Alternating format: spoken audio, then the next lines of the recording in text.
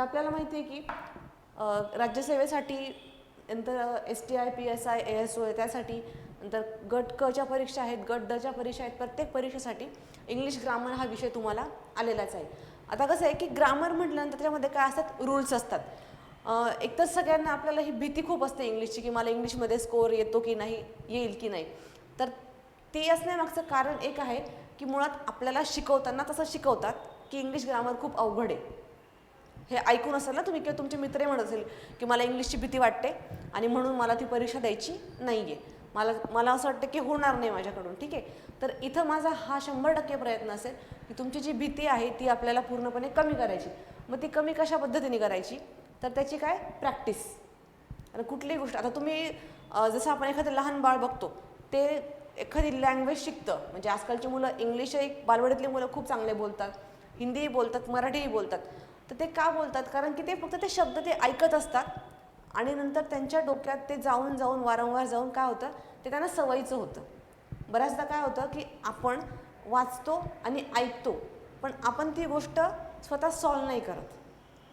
मी वारंवार ती गोष्ट सांगण्यामागचं कारण एकच आहे की कुठल्याही परीक्षेचा रिझल्ट येण्यासाठी एकमेव जे आहे की, किंवा ज्याला म्हणतो आपण फॉर्म्युला, तर तो काय असतो, तुमचा रिव्हिजन.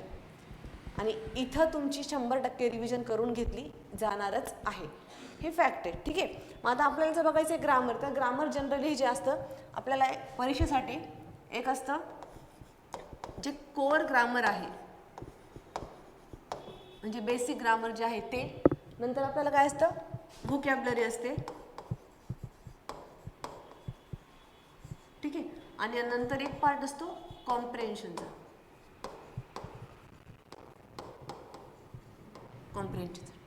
आता ग्रामरमध्ये काय आपल्यालाच माहिती आहे काय काय असतं ग्रामरमध्ये. पार्ट्स ऑफ स्पीच असतात,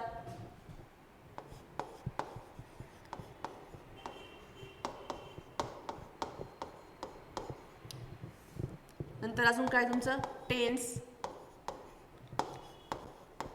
व्हॉइस, डिग्री,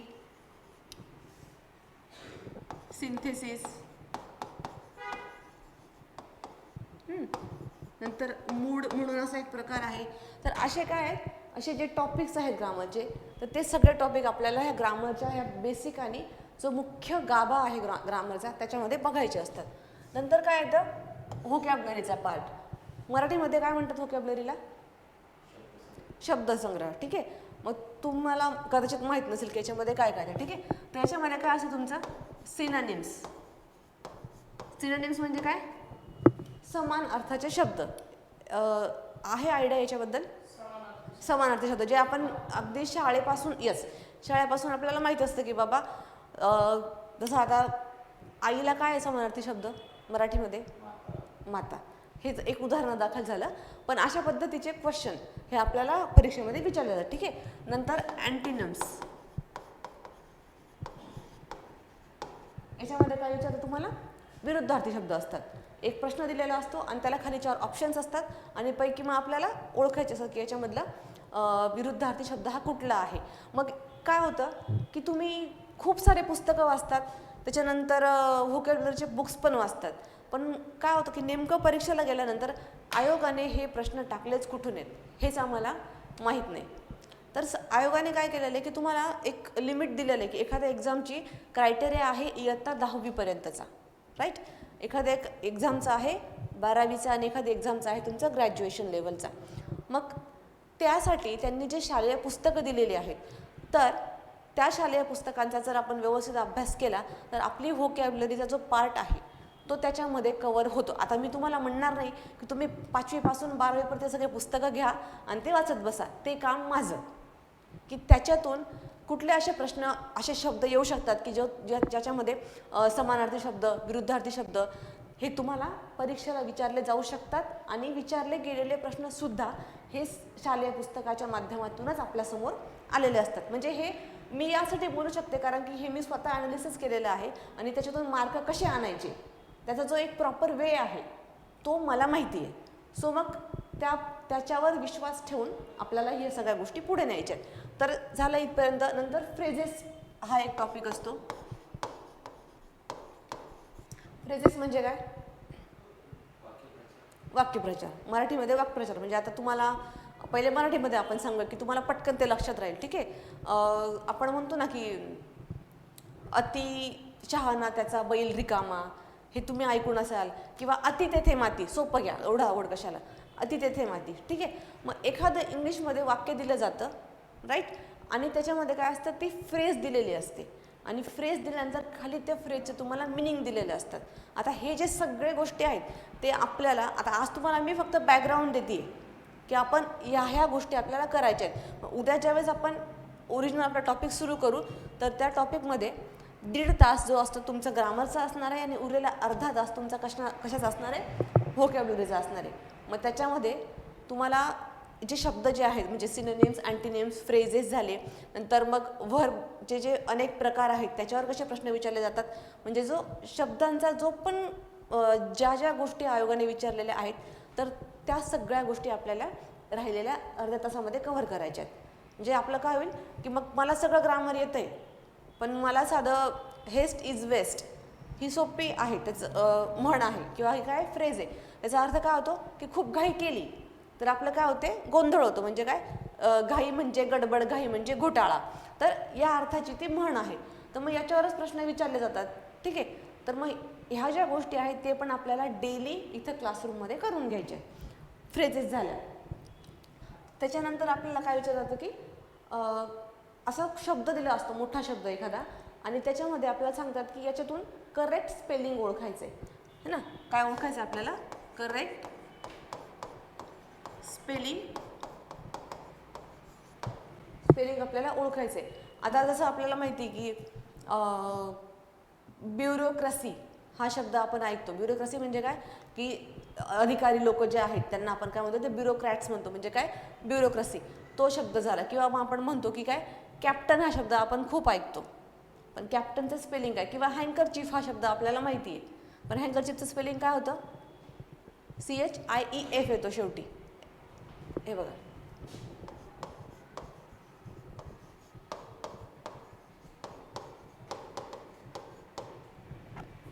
असा एखादा मोठा शब्द दिला जातो आणि समजा याच्यामध्ये काय होतं की इथं CH फक्त EF देणार, बरोबर, किंवा मग काय करणार, फक्त इथं HEF देणार.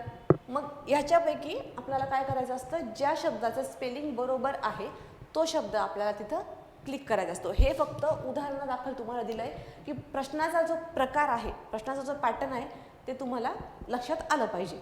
आलं लक्षात. तर या गोष्टी दिलेल्या जातात. त्याच्यानंतर बऱ्याचदा काय होतं, 4 फ्रेज असतात आणि त्या 4 फ्रेजच्या पुढे 4 मिनिंग असतात. मग आपल्याला त्यांच्या जोड्या पण लावायच्या असतात. तेच समानार्थी विरुद्ध शब्दांच्या पण काय असतात, जोड्या लावायच्या असतात.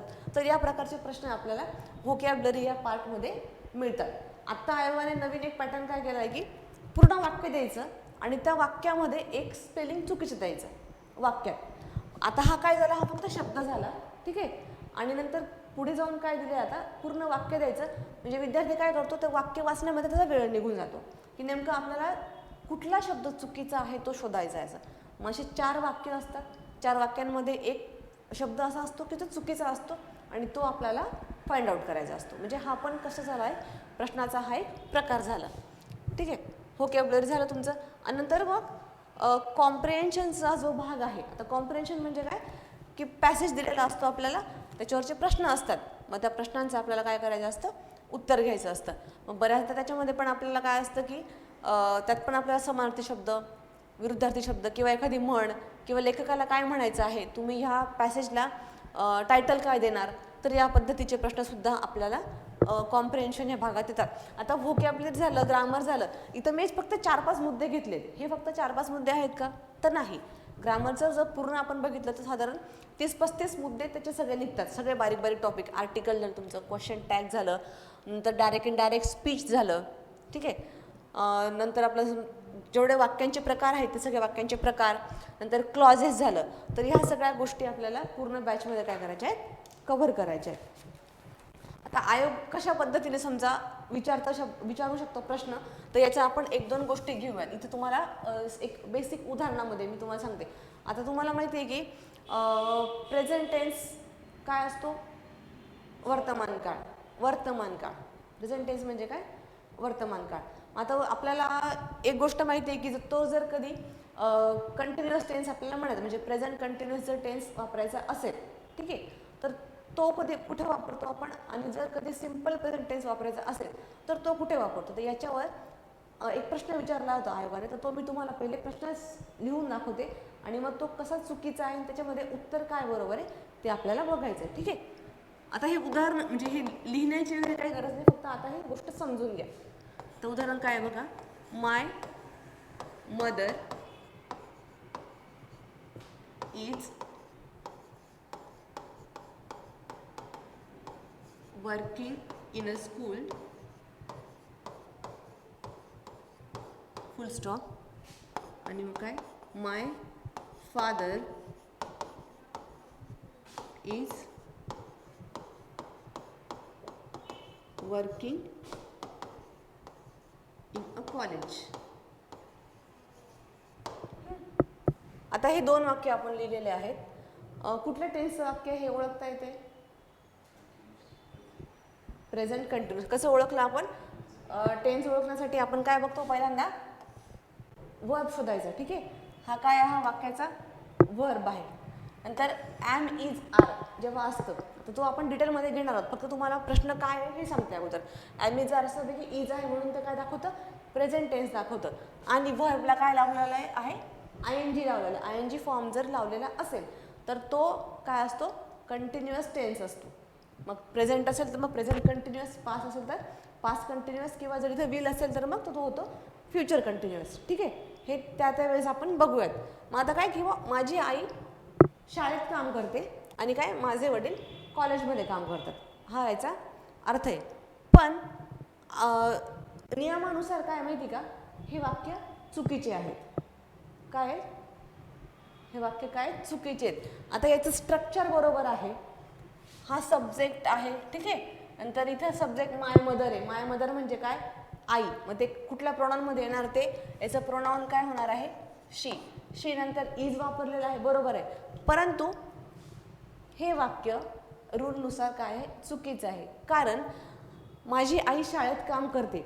आता शाळेत काम करणं ही त्या स्त्रीची, ही त्या व्यक्तीच्या आईची काय आहे, ही डेली हॅबिट आहे. ती रोजच करते, ठीक आहे. आता मी जर टीचिंग करते तर माझं हे काम आहे, ही मी रोज करण्यासारखं काम आहे. मग रूल काय सांगतो तुम्हाला, की जी गोष्ट तुम्ही रोज करता, जी तुमच्या दैनंदिन आयुष्याचा भाग आहे, ती दाखवण्याकरता तुम्हाला काय वापरायचं असतं, सिम्पल प्रेझेंट टेन्स. कुठला टेन्स, सिम्पल प्रेझेंट टेन्स. परंतु इथं काय वापरलेलं आहे आपण, प्रेझेंट कंटिन्युअस टेन्स, राईट. आणि सेम वाक्य, my father is working in college, माझे वडील कॉलेजमध्ये काम करतात. पण हे पण काय, त्यांचं अर्निंग सोर्स आहे, रोज काम करणारे, त्यांची दैनंदिन हॅबिट आहे, रोजची गोष्ट आहे. मग नियमानुसार जर तुम्हाला तुमची एखादी रोजच घडणारी घटना जर सांगायची असेल तर त्यासाठी तुम्हाला सिम्पल प्रेझेंट टेन्सचाच वापर करावा लागतो, ठीक आहे. मग आता हे वाक्य कसं होणार, मग सिम्पल प्रेझेंट टेन्समध्ये, my mother works in a school आणि my father works in a college. ह्या दोघांमधला फरक लक्षात आला. आता याला जोडून पुढे काय बघ, I am preparing for MPSC nowadays. काय वाक्य लिहिलं मी, I am preparing for MPSC nowadays. आता हे वाक्य लिहिले. आता याचं मला पहिले तुम्ही टेन्स सांगायचं. सब्जेक्ट कुठला आहे, आय सब्जेक्ट आहे, ठीक आहे. वर्ब आणि ॲम काय इथं हेल्पिंग वर्ब आहे. हे आपण मी सांगेल हेल्पिंग वर्ब कसा असतो, काय असतो, ठीक आहे. मग आता हा टेन्स कुठला झाला, कंटिन्युअस का झाला, कारण की इथं काय आहे, वर्बच्या पुढे ING फॉर्म लागलाय. हे 100% गॅरंटी की तुम्हाला जर अगोदर माहीत नसेल किंवा काय तर तुम्हाला ते इतकं चांगल्या पद्धतीने समजेल की तुम्ही तिसऱ्या माणसाला समजवू शकाल. पण आता आपल्याला उदाहरणादाखल घ्यायचं आहे म्हणून आपण फक्त एक ओव्हरव्ह्यू घेऊयात. ठीक आहे. मग आता I am preparing for MPSC nowadays. आता आपण एक वर रूल बघितला. आता हा दुसरा रूल काय सांगतो, हे वाक्य काय आहे, बरोबर आहे. आता बघा, मी MPSCची तयारी आत्ता सध्या करतोय. नाउअडेज शब्द वापरला आहे तिथं. नाउअडेज म्हणजे काय, सध्या करतोय. सध्या करतोय म्हणजे याच्यापूर्वी करत होतो का, नाही ना. गॅरंटेड शब्द काय दिला आहे तिथं की नाउअडेज. नाउअडेज म्हणजे काय, की जी गोष्ट आत्ता सध्या सुरू आहे. म्हणजे मी लहान असताना करत असेल का MPSC, किंवा इथून मागे 5 वर्षापूर्वी करत असेल का, किंवा माझी पोस्ट झाल्यानंतर करणार आहे का मी MPSC, नाही. मग वाक्याच्या अर्थानुसार जेव्हा तुमच्या आयुष्यातील किंवा तुमच्या डेली लाईफमधला काही भाग, काही वेळ जर तुम्ही एखादी कृती करत असता, काही वेळ महत्त्वाचा आहे, पर्टिक्युलर टाईम महत्त्वाचा आहे, तेव्हा ती गोष्ट सांगण्यासाठी तुम्हाला हा काय, हा प्रेझेंट कंटिन्युअस टेन्स हा वापरावा लागतो. प्रेझेंट कंटिन्युअस टेन्स हा तिथं बरोबर आहे.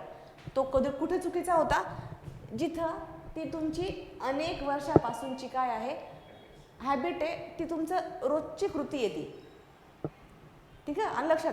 पण ह्या किंवा तुम्ही स्विमिंग शिकता, म्युझिक शिकता, किंवा एखादा गेम वगैरे व्हॉटेवर, काहीतरी थोड्याच काळासाठी काहीतरी तुम्ही नवीन गोष्टी शिकत असता. थोड्या काळ इथं हा शब्द खूप महत्त्वाचा आहे.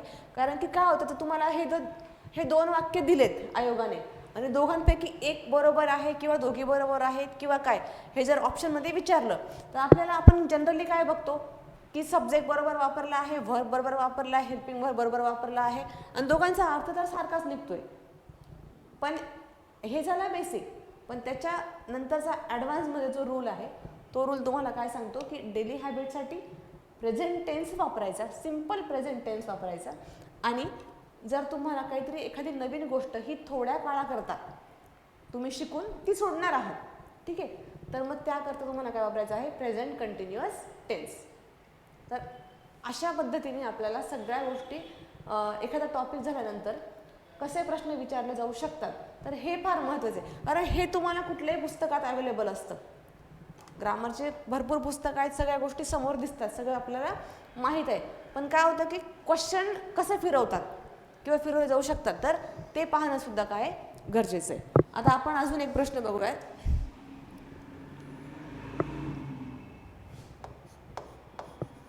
दिस इज हर कार आणि दिस कार इज हर्स. हे दोन स्टेटमेंट दिले तुम्हाला पेपरमध्ये, आयोगाने दिलेले आहेत. आणि शोधायचं आहे की ह्या दोघांपैकी काय बरोबर आहे, किंवा मग कदाचित दोघी पण बरोबर असू शकतात किंवा दोघी चुकीचे पण असू शकतात.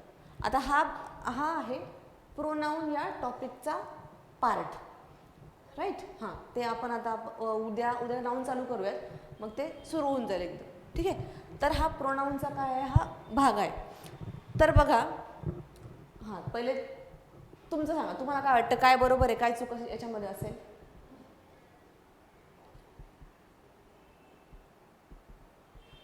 बरं, ठीक आहे, समजूयात की आपल्याला त्याबद्दल काहीच माहिती नाही. हां, ओके. तर आता बघा, दिस इज हर कार. आता इथून पहिल्यांदा सुरुवात कशाची होते की बाबा कार हे काय, इथं शब्दाचा कुठला प्रकार आहे हा, कार ही काय वस्तू आहे, नाही ते नाही म्हणते मी. मला ह्या दोघांचं तुम्हाला रिलेशन सांगायचं, ह्याचं आणि याचं. प्रश्न हा याच्यावर आहे. तर कार हे काय, म्हणजे कार ही वस्तू आहे, व्यक्ती आहे, किंवा काय, वस्तू आहे ना काहीतरी. तर मग कुठलीही एखादी वस्तू, व्यक्ती किंवा जागा किंवा एखादा प्राणी यांचं जे नाव असतं त्याला आपण काय म्हणतो, ग्रॅमॅटिकल लँग्वेजमध्ये नाऊन म्हणतो. काय म्हणतो, नाऊन. मग आता कार हे काय आहे, ह्या वाक्यामध्ये काय आहे, नाऊन आहे, बरोबर. आता हर कार काय, तिची कार असं मला म्हणायचंय, तिची कार. मग ह्या हर या शब्दातून आपल्याला काय कारबद्दल काय झालेलं आहे, आपल्याला एक्स्ट्रा ॲडिशनल इन्फॉर्मेशन मिळाली की ही कार कुणाची आहे असं म्हणून. ठीक आहे. मग हर कार, मग काय, किंवा आपल्याला जर सर चप्पल बाहेर, जर नाऊनबद्दल जर जो शब्द आपल्याला काय देतो, एक्स्ट्रा ॲडिशनल इन्फॉर्मेशन देतो, काय नामाबद्दल किंवा सर्वनामाबद्दल, तर त्याला काय म्हणायचं आहे आपल्याला, विशेषण, म्हणजेच काय, ॲडजेक्टिव्ह. मग आता हा काय आहे, ॲडजेक्टिव्ह. मग ह्या वाक्यामध्ये हर हा काय आहे, ॲडजेक्टिव्ह म्हणून वापरला आहे. आणि आपल्याला खाली काय दिसते की खाली पण तो शब्द दिसतोय, पण फक्त इथं एस लागलेला आहे. मग आता कार इकडे गेलेला हा नाऊन झाला आहे, राईट. पण इथं हा जो हर्स वापरला आहे तो ॲडजेक्टिव्ह म्हणूनच असेल का, तर तो ॲडजेक्टिव्ह नाही आहे. तर त्याला काय म्हणतात, पजेसिव्ह नाऊन, पजेसिव्ह प्रोनाऊन. काय आहे, पजेसिव्ह प्रोनाऊन. आणि जर हेच वाक्य जर मी असं केलं, दिस कार इज हर्स, तर हे पण काय होईल, हे काय होईल, चुकीचं होईल. हर्स हा काय, हा पॉझेसिव्ह प्रोनाउन आहे, तो एकच शब्द आहे आणि त्याला काय होतं, हा जो ॲपॉस्ट्रॉफी असतो तो लागत नाही, राईट. तर मग हे अशा पद्धतीने काय होतं की आपल्याला वाक्य दिले जातात आणि त्या वाक्यातून आपल्याला ओळखायचं आहे. आता हे जर दोन वाक्य जे आहेत वरचे, आता एक मिनटं हे आपण खोडूयात, राईट. हे दोन वाक्य दिलेले आहे आणि तुम्हाला जर सांगितलंय की ह्या दोन वाक्यांपैकी पॉझेसिव्ह प्रोनाउन ओळखा. आता मी सांगितले, ओळखता येईल तुम्हाला आता, राईट. पण जर बघितलं की हे पण सेम आहे, हे पण सेम आहे, तर याच्यातून कसं काय ओळखणार ना. तर मग आपल्याला इतक्या बारीक बारीक गोष्टींचा विचार करून काय करायचं आहे, तो टॉपिक जो आहे तो पूर्णपणे क्लिअर करायचा आहे, राईट. आलं हा प्रश्नाचं स्वरूप काय असू शकतं ते.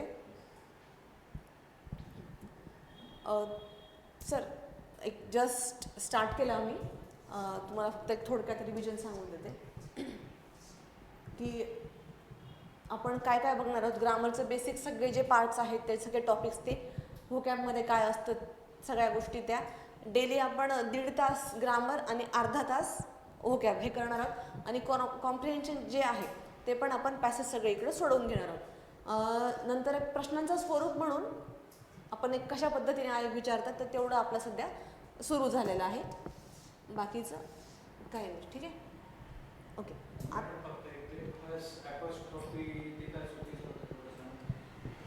नाही, आता ते काय होतं की एक मिनटं, जर ते वाक्यामध्ये समजा असं आलं की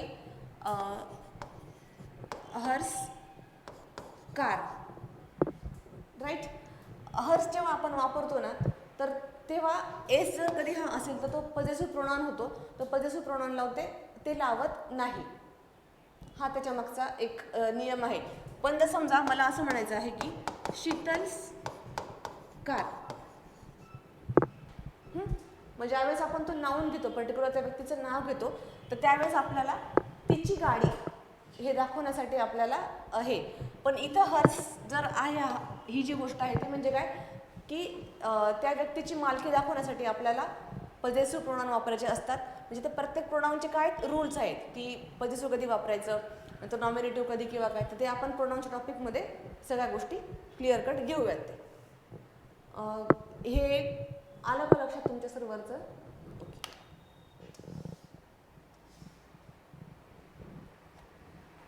तर पुढचं एक question, okay.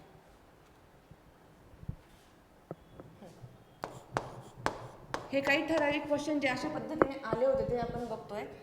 He is as tall as मी.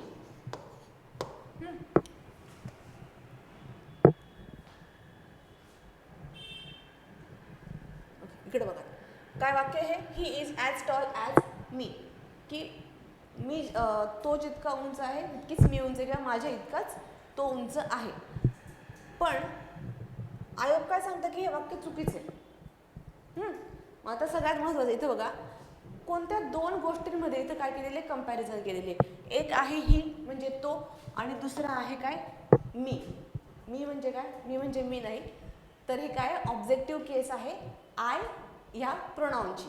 तर ते आपण त्या टॉपिकमध्ये बघणार आहोत. मग ज्या वेळेस आपल्याला दोन प्रोनाऊनमध्ये जेव्हा कंपॅरिझन केली जाते, मग जर इथं हा तुमचा, ही म्हणजे काय, ही तुमची ही आहे नॉमिनेटिव्ह केस है ना. आता ते बघूयात बरोबर काय. तर जेव्हा तुम्ही कंपॅरिझन करता ज्याच्याशी करता, तर ते सुद्धा कशामध्ये पाहिजे, नॉमिनेटिव्ह केसमध्येच पाहिजे. आता ही जी आहे मी, हा काय आहे, ही आहे ऑब्जेक्टिव्ह केस.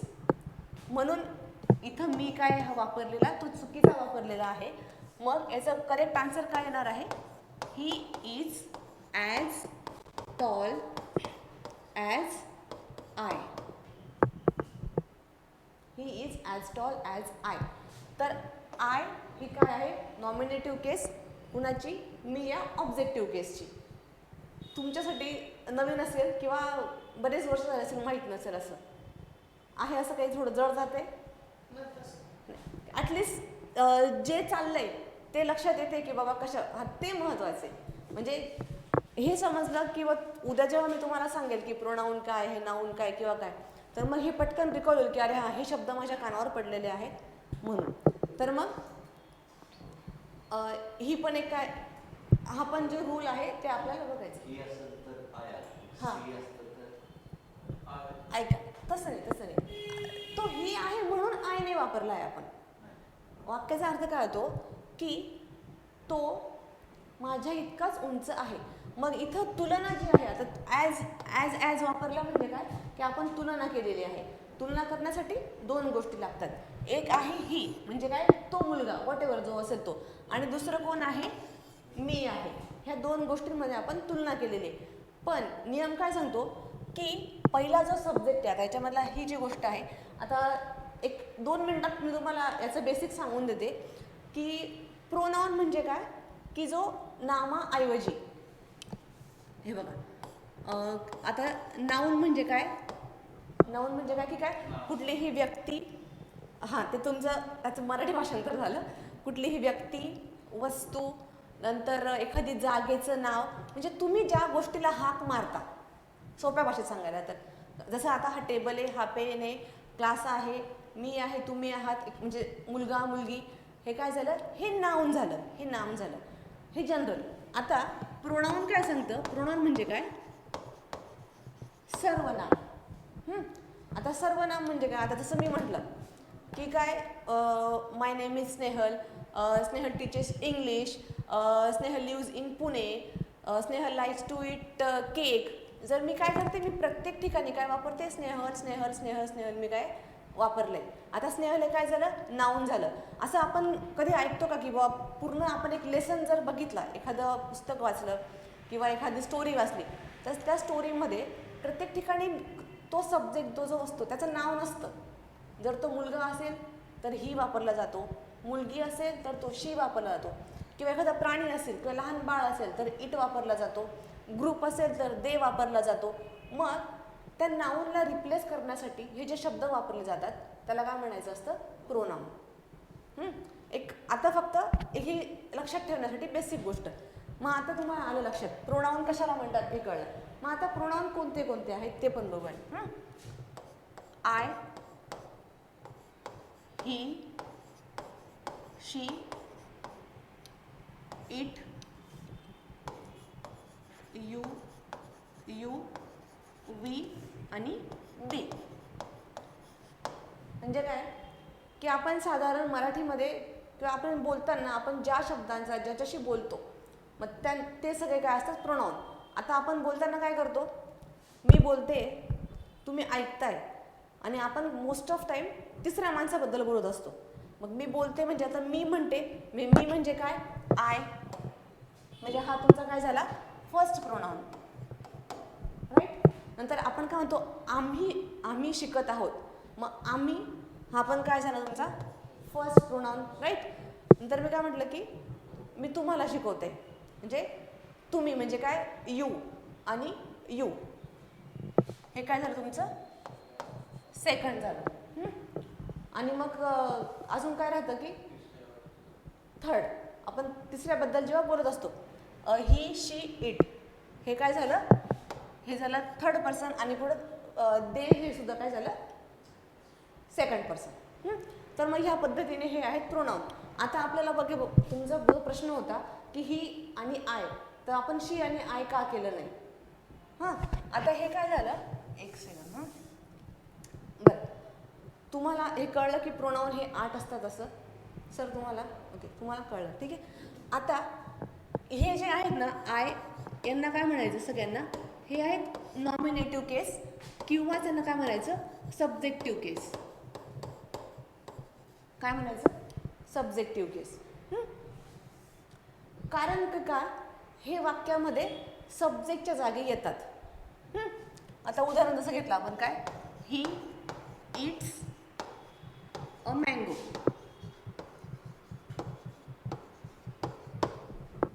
है ना, हा घेतला आपण ही, राईट. आता ही इट्स अ मँगो, आंबा कोण खातोय, तो खातोय. ॲक्शन कोणी केलेली आहे, तो याने केलेली. म्हणजे हा काय झाला, वाक्याचा सब्जेक्ट. म्हणून ही हा काय इथं सब्जेक्टिव्ह केस, म्हणजे त्याला काय म्हणायचं, नॉमिनेटिव्ह केस. इथपर्यंत झालं. आता दुसरं वाक्य जर आपण घेतलं की ही कॉल्ड मी. आता बघा, आता इथं रूल आहे. हा झाला तुमचा सब्जेक्ट झाला. कॉल केला म्हणजे कोणाला तरी फोन केला, कोणाला तरी केला. कोणाला केला, मी, म्हणजे काय, मला केला. मग इथं हा जो मी वापरलेला आहे त्याला काय म्हणायचं, ऑब्जेक्टिव्ह केस.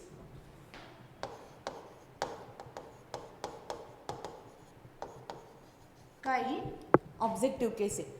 आता ही ऑब्जेक्टिव्ह केस प्रत्येकाची काय आहे, वेगळी आहे. आता आयची काय असणार आहे, मी. हीची काय असणार आहे, हिम. शीची हर. इटची इट. यूची पण यूच असते. पुढे हा यू पण अनेकवचनी त्याची. वीची अस. आणि देची काय असते, देम. म्हणजे हे जे शब्द आहेत हे वाक्यात सब्जेक्टच्या जागी येत नाही. सर ओके, हे कुणाच्या जागी येतात, ऑब्जेक्टच्या जागी येतात. ऑब्जेक्ट म्हणजे काय की ती क्रिया कुणावर तरी केली जाते. त्यांनी मला फोन केला, म्हणजे तिथं मी असणं इम्पॉर्टंट आहे. नुसता फोन केला ह्या वाक्याला पूर्ण अर्थ नसतो. म्हणून त्यांना काय म्हणायचं आपल्याला, ऑब्जेक्टिव्ह केस. आता ह्या दोन गोष्टी कळल्या, सब्जेक्टिव्ह केस आणि ऑब्जेक्टिव्ह केस. आता आपण आपल्या प्रश्नाकडे येऊया. He is as tall as me असं लिहिलं होतं इथं. आता जर तुम्हाला माहीत पडलं की ही हा काय आहे, नॉमिनेटिव्ह केस आहे. सो इथं ज्याच्याशी तुलना केलेली आहे तो पण काय पाहिजे, नॉमिनेटिव्हच केस पाहिजे. पण ही तर कोणती केस आहे, मी काय, ऑब्जेक्टिव्ह केस आहे.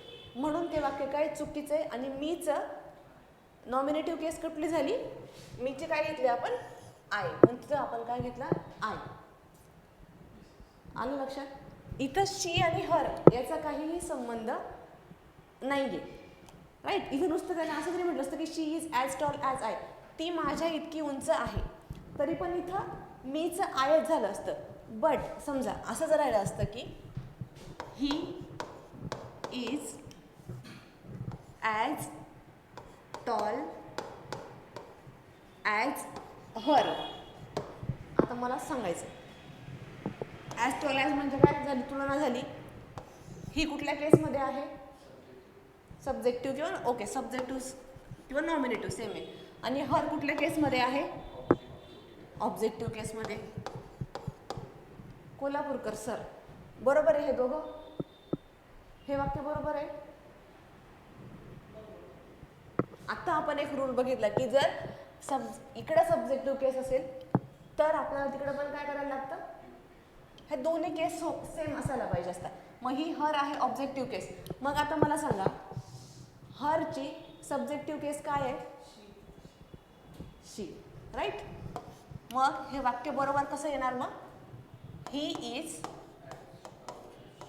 As tall as.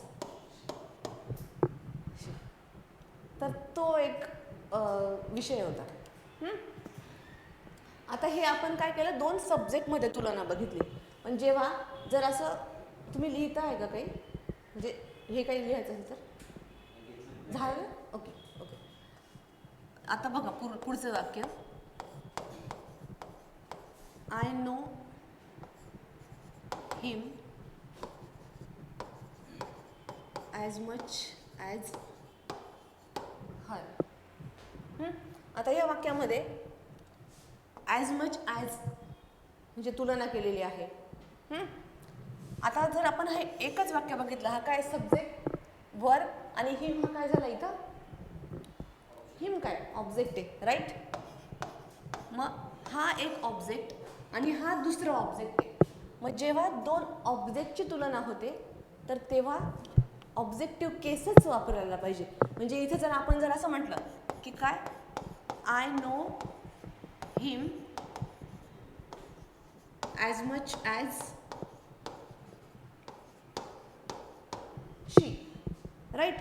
तर इथं हे आहे ऑब्जेक्टिव्ह केस आणि ही आहे सब्जेक्टिव्ह केस, तर ते चुकीचं होतं. जेव्हा सब्जेक्टची तुलना होते तेव्हा दोघी शब्द ज्यांच्या तुलना असेल ते सब्जेक्टिव्ह केसमध्ये असायला पाहिजे, आणि जेव्हा तुमची ऑब्जेक्टची तुलना होते तेव्हा ते तुमचं ऑब्जेक्टिव्ह केसमध्येच असायला पाहिजे.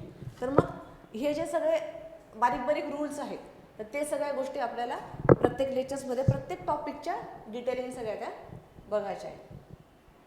आलं इथपर्यंत लक्षात? ओके. त्याच्यानंतर आपल्याला टेन्स पण माहिती आहे. टेन्समध्ये पण किती प्रकार आहेत, 3 प्रकार मुख्य, नंतर त्याचे राहिलेले उपप्रकार जे आहेत ते सगळे सिम्पल झालं, कंटिन्युअस, परफेक्ट टेन्स आणि परफेक्ट कंटिन्युअस टेन्स. तर ह्या सगळ्या गोष्टी आणि त्याचे प्रत्येकाचे रूल्स. हो, हे वरचं वाक्य बरोबर. हां, तुम्ही हे म्हटलं म्हणजे मला जे म्हणत होते तुम्हाला समजलं असा याचा अर्थ होतो, बरोबर आहे. पण मग अशा कारण की काय होतं की प्रत्येक एक्झाममध्ये ना जर आपण फक्त रूल माहीत नसला आणि वाक्याचा जर अर्थ जर काढायला गेलो की बाबा हां अर्थाने वाक्य माझं बरोबर येतं, पण ते तसं नसतं. तो बारीक जो रूल असतो ना तो खरा आहे. आणि मग नेमका प्रश्न कुठून फिरला आहे किंवा कुठल्या 2 गोष्टींमध्ये प्रश्न फिरवलेला आहे हे तुम्हाला ह्या प्रॅक्टिसमधूनच लक्षात येतं. ओके, आलं लक्षात? आता बघा, आता टेन्समधला एक उदाहरण आपण जे आयोगाचंच आलेलं होतं तर ते आपण पहिले बघूयात. मी तुम्हाला प्रश्न लिहून दाखवते. I had called him before he left the office. आणि दुसरं असं आहे, I called him before he had left the office. हे 2 वाक्य घेतले आपण. आता या 2 वाक्यांमध्ये बरं तुम्ही लिहून घ्या अगोदर म्हणजे झालं.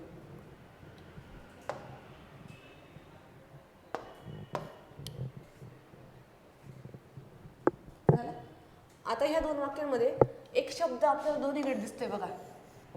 इथं पण बिफोर आहे आणि इथं पण बिफोर आहे. आता जर सपोज कुठलंही वाक्य आलं तर दोघांमध्ये काय असतं, बऱ्याचदा काहीतरी साम्य असतं आणि त्या साम्यावरच प्रश्न असतो. एक समजा प्रेपोजिशनचं वाक्य असेल, कंजंक्शन असेल किंवा मग यूज टू, नो सूनर वगैरे, तर असं काहीतरी क्ल्यू असतो आणि त्या क्ल्यूला धरून तुम्हाला काय असतो, प्रश्न असतो. आता हा बिफोर आपल्या लक्षात आलं. आता बघा, हे वाक्य जे आहे आय हॅड कॉल्ड हिम, हे कुठल्या टेन्सचं वाक्य आहे? Past perfect, right. हे काय पास्ट परफेक्ट आणि पुढचं सिम्पल पास्ट. आता ते काय ते आपण टेन्सचे तुम्हाला सगळे रूल्स मी सांगेन. हे काय आहे, सिम्पल पास्ट, ठीक आहे. सेम केस खाली हे काय आहे मग तुमचं सिम्पल पास्ट आणि हे काय आहे तुमचं पास्ट परफेक्ट. आता इकडं बघा, आता याच्यामध्ये एक चुकीचं आहे, लगेच लिहू नका. याच्यामध्ये I had called him before he left the office म्हणजे काय की त्याने ऑफिस सोडण्याच्या अगोदर मी त्याला काय केला, कॉल केला. काय केला, त्याने ऑफिस सोडण्याच्या अगोदर मी त्याला कॉल केला. मग या ठिकाणी कॉल करण्याची क्रिया अगोदर झाली आहे का ऑफिस सोडण्याची क्रिया अगोदर झाली असेल? काय, I had called him before he left the office. त्याने कॉल ऑफिस सोडण्याच्या आधी मी त्याला कॉल केला. मग कॉल करण्याची जी काय आहे, कॉल करण्याची ॲक्शन काय झाली, अगोदर झाली. मग ज्यावेळेस एखाद्या वाक्यामध्ये काय असेल, बिफोर असेल तर त्या वाक्यामध्ये जी पहिली ॲक्शन तुमची घडते, फर्स्ट ॲक्शन जी असते ती पास्ट परफेक्टमध्ये लिहायची असते. काय, पास्ट परफेक्टमध्ये. म्हणजे या ठिकाणी हे वाक्य बरोबर आहे, हे वाक्य चूक आहे. पहिली ॲक्शन कायम पास्ट परफेक्टमध्ये आणि लागून दुसरी ॲक्शन जी असेल ती काय असते तुमची सिम्पल पास्ट टेन्समध्ये. मी त्याला कॉल करण्याच्या अगोदर त्याने काय केलं होतं, ऑफिस सोडलं होतं ह्या केसमध्ये. तर हे जे असे सगळ्या रूल्स आहेत ते आपल्याला सगळ्यांना पुढे जाऊन बघायचे. पास्ट परफेक्ट काय दाखवतो, तुमची फर्स्ट ॲक्शन, आणि सिम्पल पास्ट कशासाठी वापरतात, सेकंड ॲक्शनसाठी.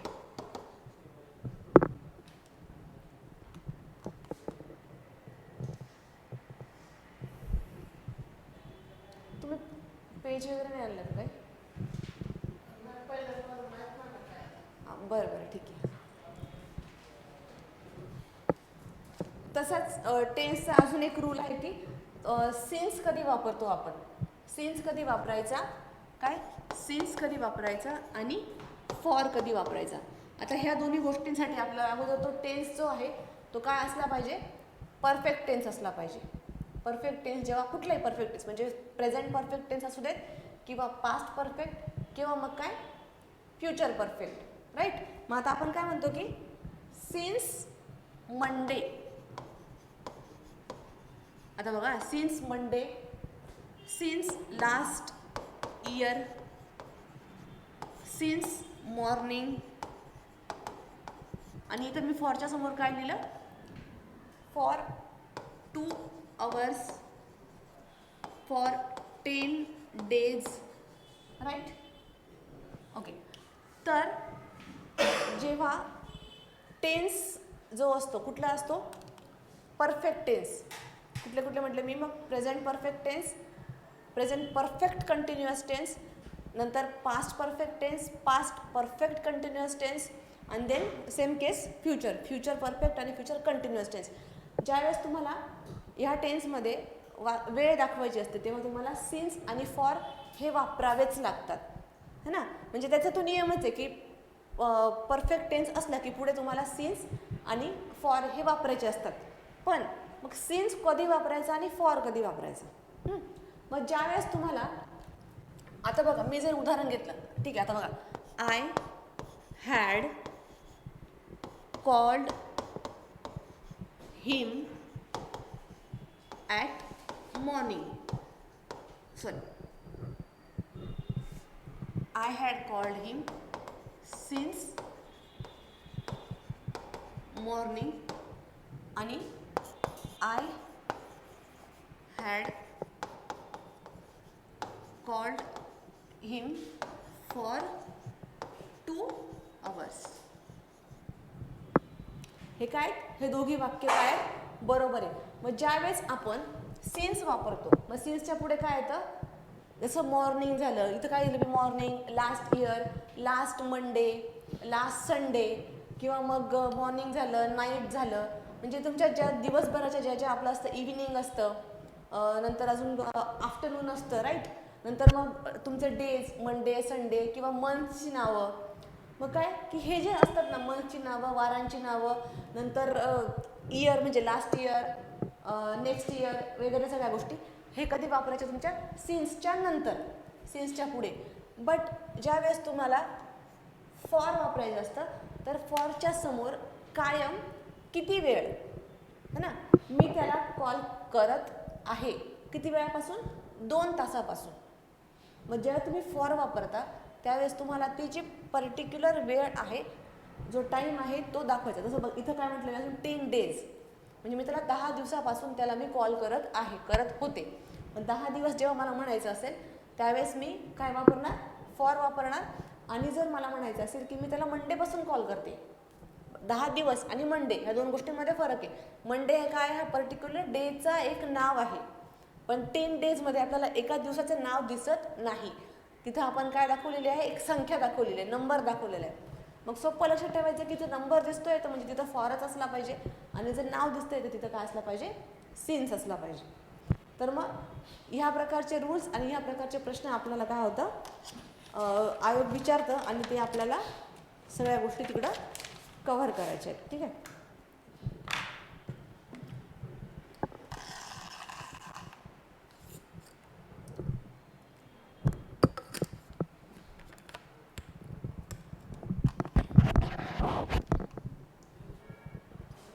तर एक ओव्हरऑल जे म्हणतो आपण बेसिक, की अशा पद्धतीने आपण करणार आहोत पुढचं सगळ्या गोष्टी, पूर्ण टॉपिक आणि बॅच. तर मग आज मला जे तुम्हाला फक्त एक बॅकग्राऊंड सांगायचं होतं की काय असतं, म्हणजे एखादी गोष्ट सरळ सरळ वाचून घेणं आणि मग त्याच्यावरचे प्रश्न सॉल्व करणं. आता तुम्ही नंतर आलात तर मग आपलं हे असणार आहे, एक म्हणतो ना आपण प्रोटोकॉल, की या पद्धतीने आपण घेणार आहोत. तर आपण मी एकदम बेसिकपासून घेणार. जसं आता आपण बघितलं की म्हणजे नाऊन कशाला म्हणतात पासून, तर त्याच्यावर किती हायेस्ट लेवलचा प्रश्न विचारला जाऊ शकतो, त्या सगळ्या गोष्टी असं प्रत्येक टॉपिकमध्ये होईल आपलं. आणि त्याची काय होणार आहे, आपली रिव्हिजन. मग ते आयोगाचे पण प्रश्न आणि त्याला जोडून मी स्वतः तयार केलेले पण प्रश्न टेस्ट सिरीजच्या माध्यमातून आपल्याला ती प्रॅक्टिस पण करायची. सो तुमचे काही क्वेश्चन्स असतील तर मग तुम्ही सांगा, आपण कंटिन्यू करूया त्याच्यात.